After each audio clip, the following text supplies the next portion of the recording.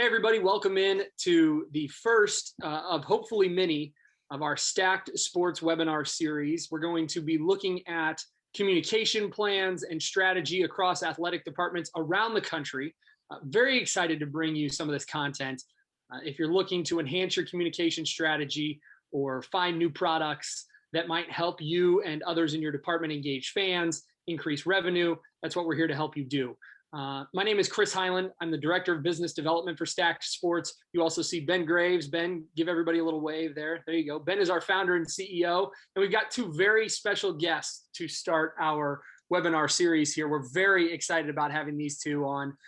We've got Luke Kassmeyer, who is the Development Officer for the Annual Fund at LSU TAF.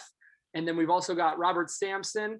Robert is the special assistant to the AD. He's only been there for about a year, but has had a few other stops at Purdue and TCU along the way. Gentlemen, thank you both so much for joining us. We're excited to have you for our discussion today. Pleasure to be with you. And excited to be here. Let's just dive right in, guys. We wanted to talk today about communication strategy in athletic departments, right? And I think that's a topic that's always evolving, especially you're going to hear this. It's kind of a keyword now. Check it off your bingo card, the post-COVID kind of era, right? How communication strategy has changed. And Robert, I'd like to talk to you first about how the plan has kind of been in place there at Eastern Kentucky since you got there. You haven't been there even a full year. So you came in the middle of COVID. So I'm really interested to hear about the strategy that you have tried to build there at EKU in the middle of a pandemic. You know, we were in a unique situation this year. We were one of 15 FCS schools to play in the fall. And that kind of led us into a situation where we weren't completely out of the loop this year. Things weren't completely torn up for us. And it gave us an opportunity to continue to move forward during such a crazy time. It wasn't that we were shut down. We weren't, our staff here was in the office since last July. You know, I'm talking to people who are still not even in the office. One friend of mine who was just named a deputy AD at another institute, a Power 5 institution in the last year, was telling me recently he's still got 60 employees he hasn't been face-to-face with. Wow. So we've been lucky in that we've been able to have a lot of that internal communication and such that allows us to have moved ourselves forward. But we still haven't had a lot of the face-to-face communication with our donors. And that was one thing that was really missing here was that external push, consistency in the email messaging we sent out, what we were doing on social, even to a point, what was going out in mailings and all that such. So this period kind of gave us a chance, and when I came in fresh, to join our staff here, who at the time was really just one fundraising individual. And I've come in and helped with a bunch of different areas, but part of that being fundraising. And we were able to really cut back, pull the curtain back and start from scratch and do some things and really establish ourselves at a time where people were open to some change. They were okay seeing something different. Mm-hmm. You know, they had gotten used to over the first 6 or so months of the pandemic before we got into football season of things are different. So I think at a place like here where there was a great football tradition and is great football tradition from winning or going to 4 straight national championship games at the Division II level back in 79 through 82, we were able to do some things in this last year that kind of flipped the switch a little bit. And it really culminated, I think, in the last year with our Giving Day that was really positive that maybe we'll touch on at some point. But, you know, I think people were open to a little bit of something different, and they embraced the change that we put out there through a more consistent and a more appreciative storytelling manner. Yeah. And Luke, you guys were in kind of a similar situation with a fall season. You know, the FCS didn't necessarily have that, like Robert said, but at LSU, you guys had a full football season, still a little bit different, I would assume, in some ways. I'd love to hear more about what you think. Yeah, no question. I mean, over I guess start of the pandemic started during the spring season, which is a huge season for us. Here late last night, our baseball team won a regional. Baseball season's huge here with LSU, as well as we're preparing and hoping for maybe two national championships with our track teams coming up.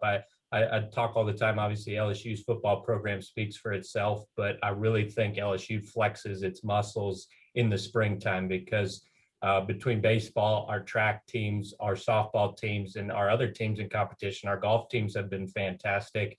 We got a lot of great teams in competition through the spring. So right immediately when the pandemic hit, we went full stop. Competition was halted. We were fortunate come fall, we were able to play for football, a 10-game SEC only abbreviated season. I know our soccer teams and volleyball teams in the fall played abbreviated SEC schedules. But through the early part of the pandemic, it really, in terms of communication, forced us to get better at that storytelling. I think, Chris, you would know it as a former student athlete. Certainly we're always updating our donors on what our kids are doing, but in normal times when it's competition, they're training, practice, studying, going to class in person, all of a sudden during the pandemic, all of that changed, right? We had no games. We've never had a moment like that in the history of college athletics, as far as I know. We had kids off campus, living at home, not able to work out in our facilities. Our nutrition staff, our academic staff, were working with them remotely. And so our storytelling through the pandemic was less on, we were careful not to push asking people for money too much, but we wanted to update our donors on what's happening with our kids, our teams, and then focus that on how have donors helped in those areas. So that's something I think, positive to take away from the pandemic, certainly. Is really happy with the way we adjusted with our storytelling during that. Absolutely. And I think those athletic departments that continued to thrive on that constant communication with donors came out on top of this post-pandemic landscape, rather than seeing it as an opportunity to just lay low, not provide as much communication. It gives you an opportunity to tell different stories, I think, Luke, is what you were kind of alluding to. And Ben, you and I have seen that with some of our current clients. I mean, you see the opportunity to share in different ways, right? I mean, moving from one channel to the next. Robert mentioned emails a little bit. You can do the mailers. Text message communication is becoming more prevalent. I think, Ben, we have certainly seen that with our own clients. Yeah, 100%. It's interesting. You hear the same things. There's a lot of, hey, let's use this as an opportunity. Anytime there's a crisis, use it as an opportunity. Yeah, to Luke's point, you have no content. Like, that's what we hear all the time. Like, even just like around football, it's like so much of the content guys are like, we just hope we make a bowl game so we have content we can use all spring. And if they don't make a bowl game with them, they don't have content. But it's the same thing. Like, you guys had to get creative. You had no content. Hey, what story are we going to tell? Obviously, you got to tell the story, the only one you have, and that's, hey, what does our program look like in the pandemic? Where is everybody? What's going on? Yeah, Robert, do you have an example maybe of what you think the best story that you all told at EKU during this time was? The best story you told? I think our transition to a more digital presence is really the story that we came out of with this. Maybe not a specific story about one of our student athletes, but we took and termed it that we were redefining our donor experience when basketball tickets went out, and we were at 15% capacity for basketball this year. We were able to fit a decent percentage of our season ticket holders, but there were plenty that weren't there. And because of that, we started, and it literally took 1 to 2 people to do it. We started streaming our pregame warmups, and there were some games that got good traction. There were some it didn't. And one thing, my background was as an SID. I did recruiting. I did team ops. I did game ops. I've done all those different things, and has culminated in some revenue roles. But when you start to put all those things together, you start to really see the big picture of what's possible. And one of the things to draw from recruiting that I really remember was, sometimes it's not always about getting X 100,000 impressions. When I was at TCU, one of the things that our recruiting staff preached to me when I was in a communications role over there was, we want the 20 prospects that we have to retweet these in-game tweets about I think at the time it was like TCU FTW was the recruiting account that they had on Twitter. And we just want those 20 people. Anything above that, great, who cares? If those people are engaged, that's what matters. And that's the attitude I tried to take when I looked at our numbers that we were coming out with some of these different products. Is were the right people on there? Were the parents engaged as some of our student athletes? Were those things happening so that we served a lot of different audiences that, maybe there's only 50 people tuned into that show, but were half of the team's parents on there? Did we serve our student athletes in a way that their parents felt engaged, where they weren't able to travel? Different little things like that. Were some of our high-end donors that weren't there, were some new donors engaged? And if we're checking those boxes, in some ways we're doing just as good as if we get that high impression or engagement rate. Are we getting the right people? And I think there's probably some growing pains around the country, right? As people, as you mentioned, you called it kind of changing your digital presence and redefining the donor experience. I love the way you said that. And that was kind of going to lead into my next question. Luke, everybody has had to communicate differently in the pandemic, right? More Zoom calls. We're sitting on one right now, and more technology being used to communicate differently.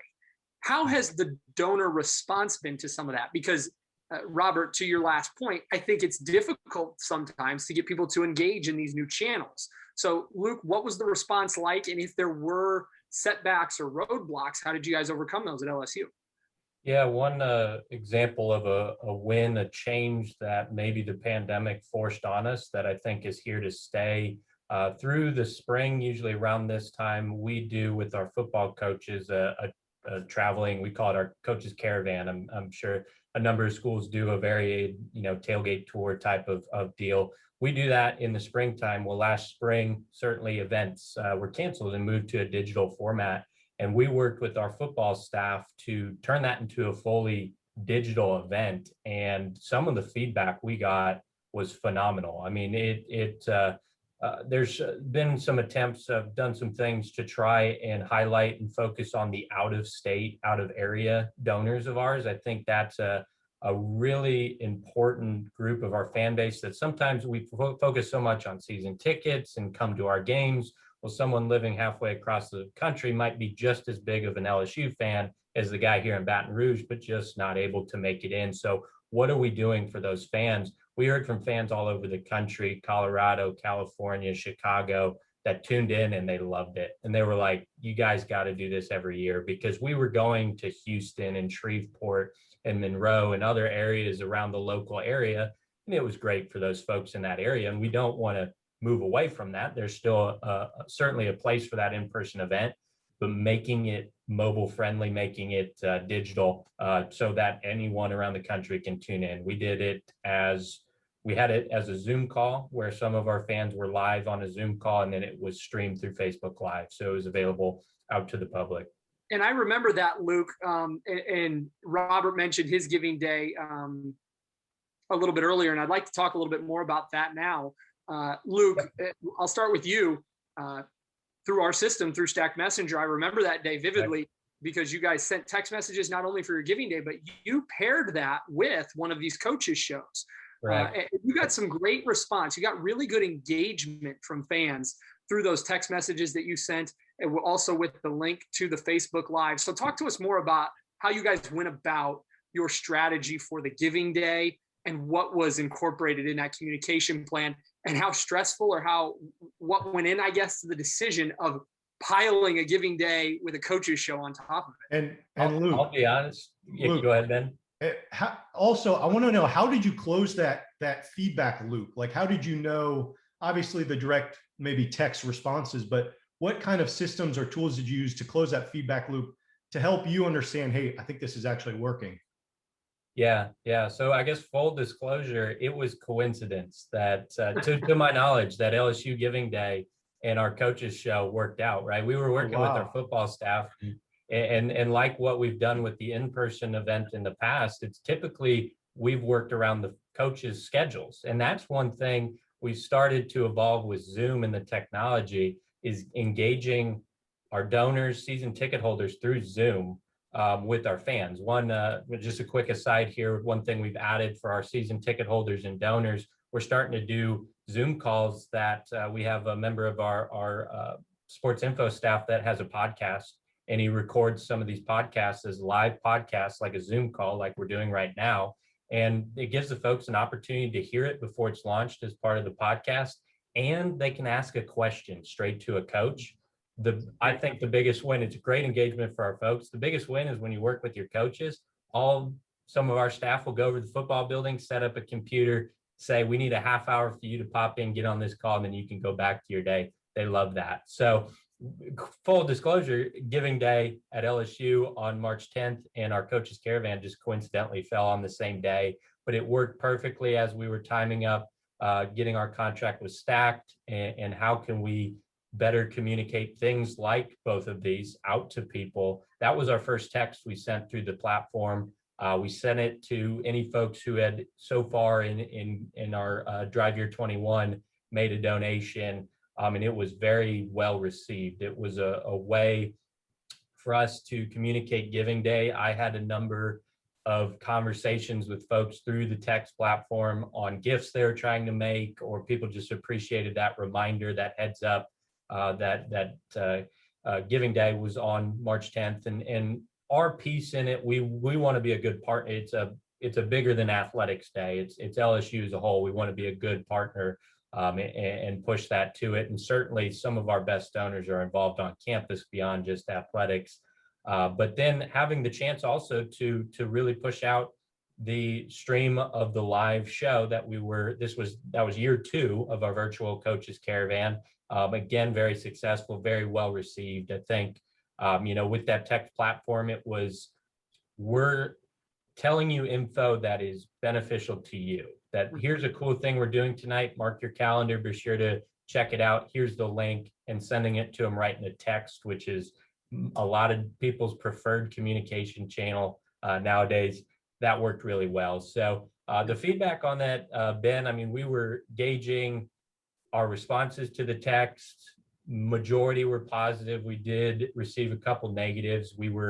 And that was really just, we were going through some bad PR moment with a Title IX situation that we're still working through. And in fact, on the coaches show that night, our AD was the first speaker, and that's what he came right out and addressed it. He didn't want to leave it untouched, that, this happened, bad things happened.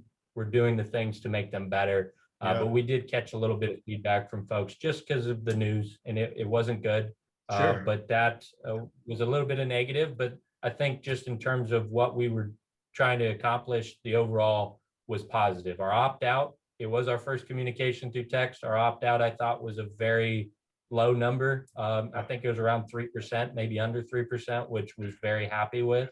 Mm-hmm. And then, it was a full blitz on communicating out both email. We did digital, social media, certainly all day. The radio show was not only Facebook Live, but done by one of the local radios here. They actually gifted the university some spots on the Giving Day because they fell on the same day. So I think it was overall a really good, successful day. Yeah, I think you guys did an outstanding job with your communication plan. And those Giving Days are tough, right? I mean, even in my previous role as director of development at a mid-major school, I feel like they can be hit and miss sometimes. And Robert, you have had outstanding success at a couple of different stops on Giving Days. So I'm coming to you next. But I just thought I'd kind of frame it in this way. How do you manage expectations along with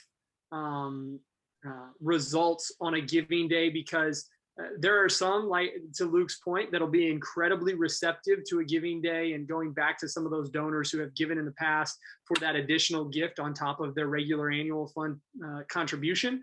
others will be put off by it. So it's kind of a mixed bag, I feel. So what are you doing at EKU? I want you to tell our listeners about your success there.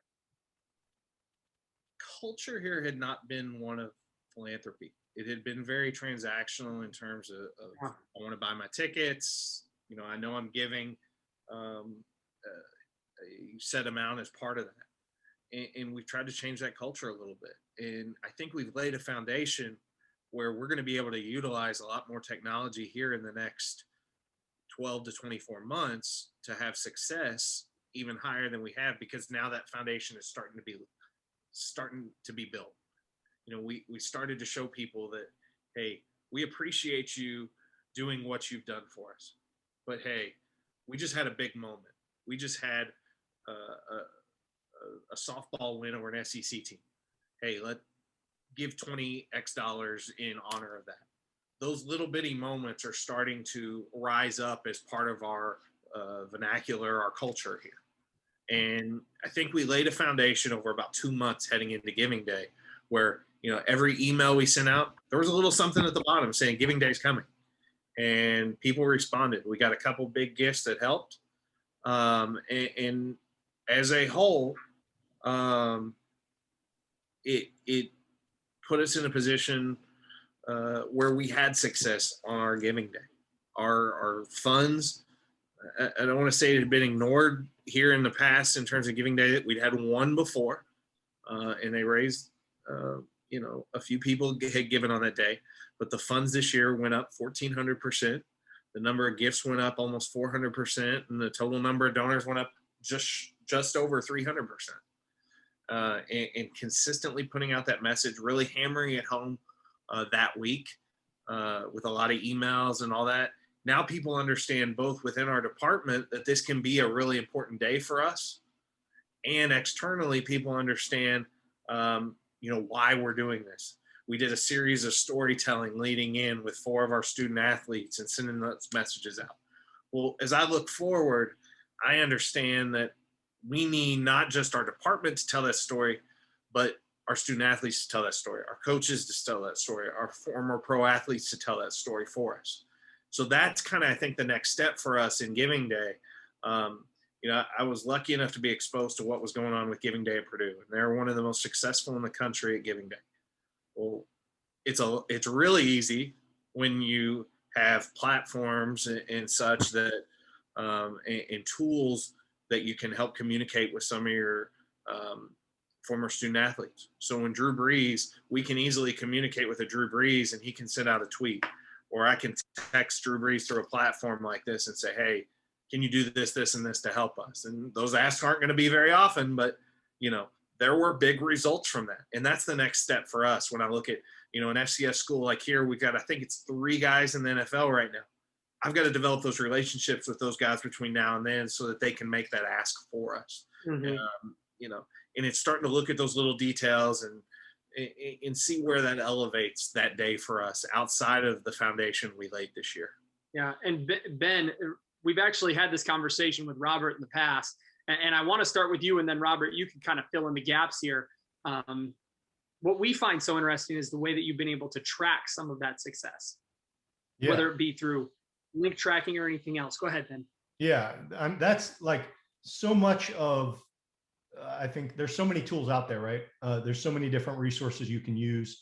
But you know, how do you, and I asked this to Luke a second ago, but how do you close that loop? How do you identify, hey, this video worked, or this specific individual told a great story? And what metrics do you look at? What tools do you look at to help you better identify, hey, we need to double down on this type of content compared to maybe this approach? Let's move on from that one. I think we're still trying to figure some of that out. I think it's a work in progress every day. You know, I studied each of the emails we sent out. I think this year, maybe not as much the method was what came out of the data we had this year, but it helped us target, hey, which sports want to be engaged with this type of content this year. We got a substantial gift out of a volleyball, former volleyball player that our head coach here, who's in her, I think, second or third year here. She had never met face-to-face before, and we got a very nice donation out of them out of the blue. Yeah. So what are we doing with the groups that had success on this day? Some teams did better than others. What type of content was engaged? Were some of those coaches engaged on social more than others? And I'm still kind of looking back at that a little bit, but I think it gave us a clear picture on, hey, you know, baseball or softball, these are the teams that throughout the year, maybe some more touch points are going to lead us to some new opportunities. Because I think it's the one day out of the year where, you know, the terminology is A/B testing. Everybody's getting the same test that day of the content we're putting out, and which teams resonate with that, which coaches' social media following resonates with that. What are we seeing out of those things that help us put us in a position to be more successful year round? Sure. Well, and I'd like to, guys, I thank you so much both for all of your time today. We're going to wrap this up here with this question right now, but you have both touched on it, and this wasn't on kind of my topic of discussion, but I'd love to talk more about this, because it seems like nowadays the rise of accessibility for student athletes and coaches in particular, centered around social media, name, image, and likeness type of stuff. It seems like coaches and student athletes are growing their social presence more now than ever, right? And I think everybody understands that. And I think in particular, it sounds like you both understand that those brands that those kids are creating, or the coaches are creating themselves, are vital now to your revenue generation side of the athletic department. Luke, you mentioned it first with the podcasts and everything. So I'll go to you. It seems like there is a strategic plan in place at LSU to get coaches more involved, because to Robert's point, that is when you see that exponential growth. Yeah, no question. I mean, to Robert's point as well, I mean, for us with Giving Day, for example, we're in year 3 of that. And I think the way we grow that is, how do we get, it's okay for us, TAF, the Tiger Athletic Foundation, to send a message to our donors, and it will be well received, but it's much better for Tyrann Mathieu, former football player at LSU, or someone of that status, to make the comment on, this is what giving does for LSU, and this is how donors have impacted me. That message, it's just so much more meaningful. And so it's, how do we get that next step? And like you mentioned, we're in a world where I think just the nature of social media maybe has pushed it out, but people are aware of their personal brands and, you know, what that all says to them. But yeah, it's I think for Luke Kassmeyer with the Tiger Athletic Foundation to ask someone to give and support, it's okay. But if we get Coach O, or if we get Paul Maneri, or if we get Beth Tarina, or if we get Dee Bro making those asks, I think that's a more meaningful thing. And in this world of accessibility, you know, we talk about through Zoom calls or just through social media, that form of engagement, it's growing. And so, yeah, how do we maximize that? How do we continue to grow that? Yeah. And Robert, you've already mentioned, you've done such a great job. I mean, continue, I guess, kind of on that for us. I mean, how vital that has been, and how you do expect to see that grow with your time at EKU. You know, it's so easy now when there is a big moment, when our team's on the road, or we do it here at home, to hold up that phone in front of, you know, a student athlete, in front of a coach, and them just say thank you. I mean, some of the best tweets on the newly established EKU Colonel Club accounts that we've had this year were those quick thank you messages. Yeah. Just to say 15 seconds, hey, we got a big win tonight. Thanks for being here. Whether you were at home or you were here, thanks for following us tonight. And that's the kind of stuff that is easy to do. I mean, I can get it started and up within 2 minutes, and people want to see that.